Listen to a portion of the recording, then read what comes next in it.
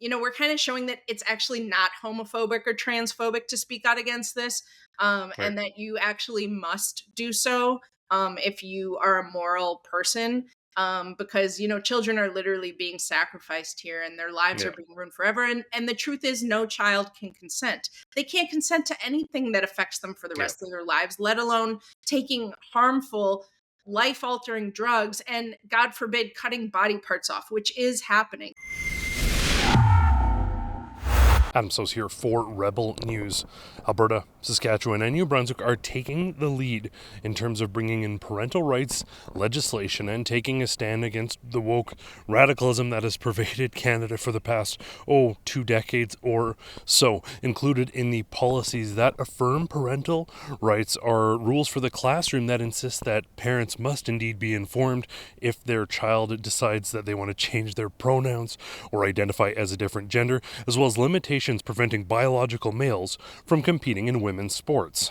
On the medical front, there are also restrictions on the type of quote-unquote gender-affirming care that minors can receive, with, in some provinces, there being specific limitations on top, aka double mastectomy, or bottom surgeries, and access to puberty-blocking hormone treatments. These new policies in many ways signal the first meaningful government pushback against these types of policies that have been driven by the unfettered and unhindered advancement of radical gender and sexual ideology within this country. And the folks, the LGBTQ advocates who have been pushing these policies, well, they are not used to hearing no, and they have been lashing back with fervor against many of these policies, even the most moderate ones. I was very fortunate to be joined by someone who is no stranger to facing backlash, and that is Jaimee Michell, the founder and president of Gays Against Groomers, to gather some of her opinions on these policies and to discuss the backlash that politicians and, in fact, anyone who supports these policies is facing. Well, Jaimee, thank you so much for joining me, and thanks for all the incredible work you're doing. The first question I have for you before we get into some of these policies, Canada in American media, particularly conservative American media, is often used as a sort of cautionary tale, how bad things can go. I was just wondering if some of the pushback and affirmation of parental rights that's happening in some provinces in Canada is sort of at least changing the tone on that front and painting maybe a slightly more flattering picture of Canada for Americans.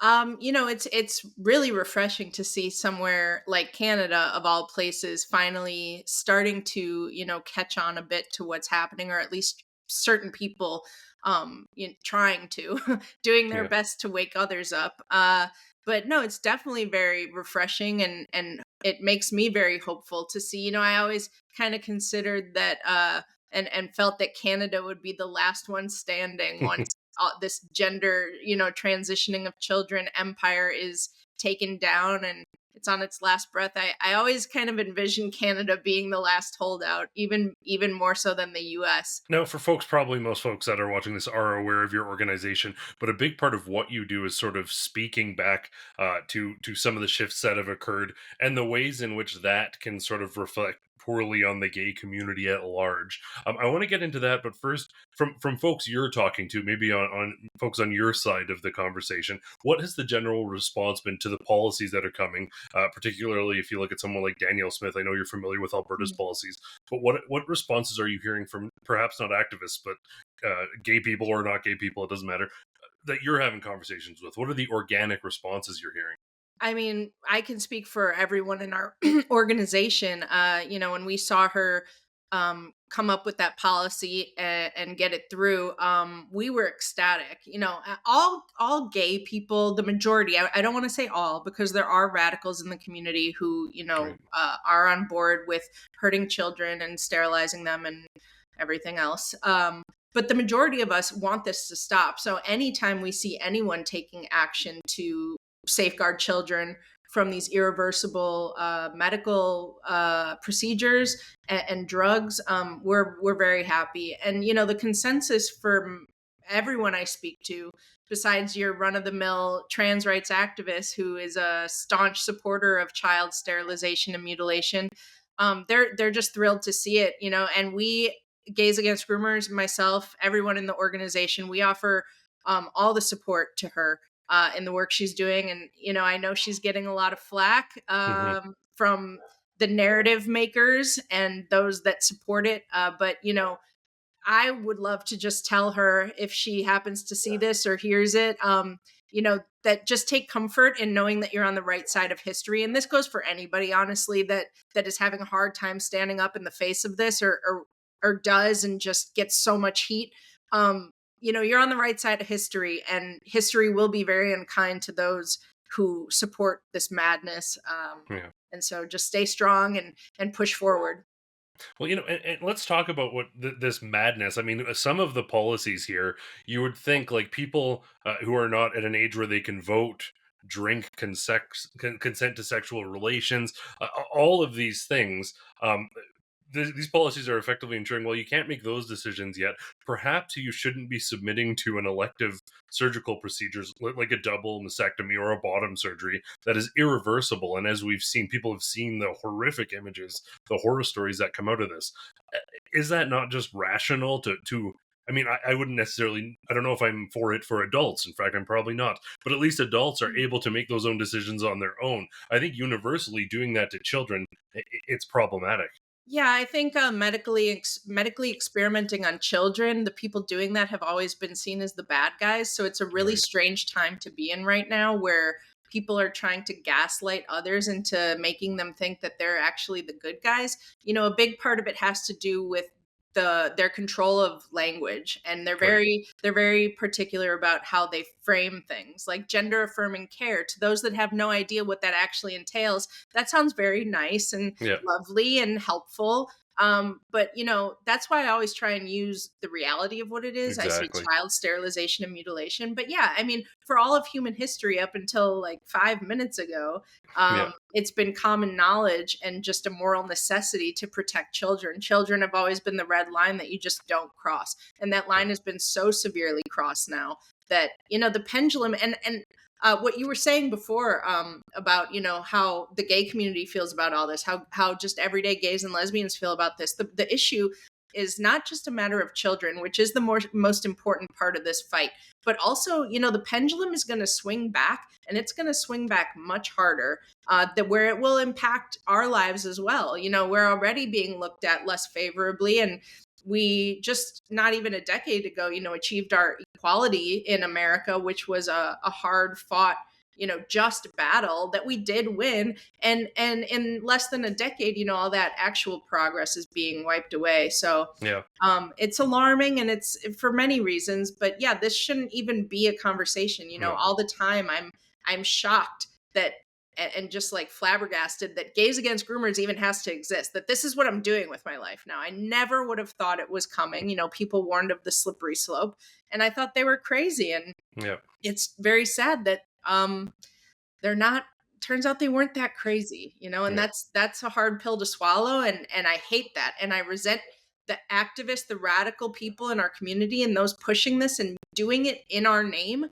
I resent them. I will never forgive them, because Yeah. our good standing in society is being wiped away. Well, and I think that sort of notion of there's been on the progressive front, and I'd suggest the early part of the progressive front was sort of the gay rights movement. Mhm. But for about 20 years now, there's been sort of unimpeded progress, and it's Mhm. gotten so far that that inevitable swing back is coming. And we talked about protecting children, but the other sort of front here that is at the core of some of this is within schools, protecting women, particularly girls playing girl sports against biological males who have sort of genetic advantages. So, what's your sort of take on that proponent or that component of these policies? Oh, absolutely. I mean, it's absolutely horrific. Our organization focuses solely on children, Yeah, protecting children. But as a woman myself, I obviously care very deeply, as we all do. But just from the organization, we speak about children. of But seeing course. what's happening, these young girls that they work their entire lives, they train hard their entire lives, they dedicate thousands of hours to becoming the best in their sport, and just Yeah, for a mediocre male to identify as trans, hop on in and take their trophies, take their awards, take their scholarships, just end their career Yeah. in the blink of an eye, and it's grotesque. And yes, another, I mean, the most concerning aspect, even beyond that, is the physical harm that these girls and women face. Right. Yeah. Competing against biological males, like there is a difference between men and women, boys and girls. It's just obvious. I mean, it's science. Whatever happened to trust the science, right? So Yeah. it's just it's truly crazy, and you hate to see it. I hate to see it. And one of our main campaigns that we're always pushing is Save Girls Sports, because girls need their own spaces, women need their own spaces. And it just feels like this is all repackaged misogyny and homophobia, honestly, the trans movement and Yeah. like Trans Inc., this agenda. Yeah, well, it's incredible, and I want to talk about this in a little bit after we discuss some of these policies. But even people who identify as trans are speaking out against this, saying, Mhm. "Listen, like I understand that there's a difference here, and I want to respect that, and I'm trying to live my life, but I shouldn't have to impede on others." I think that's probably more in line with your perspectives. People can live their lives, but not everyone else has to completely change theirs, risk injury, risk comfort in changing rooms, whatever it may be, to accommodate those people. It has to be give and take. The other thing I wanted to ask you about, though, is sort of the dialogue. And at Gays Against Groomers, you've encountered the backlash and the response to the work that you're doing. But I wanted to ask sort of your perspective on why is it that it's never a sensible, like, oh, well, we could shift the policy this way and then it could work. It's always like, and often within earshot of kids, creating sort of an uncomfortable environment for them. It's screaming bloody murder, suggesting that people are going to die because of these policies, creating a very sort of hostile environment. And the suggestion is that policies that would have been deemed self-evident, parents should know what's going on with their kids 15 years ago, they'd suggest that they're now creating a dangerous environment for children. Yeah, it's really ironic that they're concerned about a dangerous environment for children somehow, and like, that there's a trans genocide happening to trans youth. I use a lot of quotations when speaking about this because, Yeah. none of this is real. There is no genocide happening. There are no Yeah. trans youth. So I find that incredibly ironic, but that's really what they do best. They gaslight you, they emotionally manipulate you, they intimidate you. I think they go so extreme and are so dramatic about it. So, they're really just playing to emotions. That's all they have. Yeah. They want to scare people into being quiet. Like, obviously, liberal women, especially, they're kryptonite. And I'll even go so far as to say liberal white women, woke white women, right? Their kryptonite is being thought of as a bigot. Like, Yeah. the idea makes them clamor and fear, right? Like that. So they will do anything to avoid being called a bigot or perceived as hateful of any kind. And so, when they say that there's genocide happening and that they're against trans kids, just throw in any of these woke keywords, they're going to want to stay silent to not be perceived in a certain way. Yeah. And that's why I think Gays Against Groomers is really important for, I mean, many reasons, but specifically in this sense that we're kind of showing that it's actually not homophobic or transphobic to speak out against this, Right. and that you actually must do so if you are a moral person, because children are literally being sacrificed here and their lives are Yeah. being ruined forever. And the truth is, no child can consent. They can't consent to anything that affects them for the Yeah. rest of their lives, let alone taking harmful life altering drugs and, God forbid, cutting body parts off, which is happening. A lot of these activists like to say that no minor is having double mastectomies, and that's not true. No. Yeah. Down here in the US, there's this detransitioner who goes, I believe her name is Layla Jane. She had a double Yeah. mastectomy at 13 years old. Chloe Cole, obviously, I'm sure most of your viewers know who that is. She had a Yeah. double mastectomy at 15. So, and there are just, more, there's so many more detransitioners and even more than that don't come out with their stories. So it's scary, and they just boldly, they tell you don't believe your own eyes, right? And it's Yeah. like super Orwellian, but Yeah. we don't stand for it, and we're trying to get the message out that like it really is not Not anti-LGBTQ at all. Yeah. plus plus plus to speak out in and protect children. Well, you've done a lot of incredible work. As we mentioned just before you started, your first ever media interview was actually with me. It was. You've gone on to great things. You've been on Tucker Carlson and a whole bunch of other outlets, obviously reaching tons of people out there. I suppose my final question for you, as we sort of get this message out, with the name Gays Against Groomers, is it not sort of self-evident in the very definition? And I know for a while there you couldn't even use the term Yeah. groomer, but trying to create an atmosphere where and there's politicians and educators in this country who want to do this, creating an atmosphere where parents are intentionally excluded, and you're talking about gender and sexuality. Is that not, in essence, the definition of grooming? Yes, it absolutely is. When I came up with the name, I knew it was gonna get a lot of attention. It was gonna be very fiery, but I felt like you had to fight fire with fire, in this battle. And I mean, call things what it is. That's literally grooming. Excuse Yeah. me.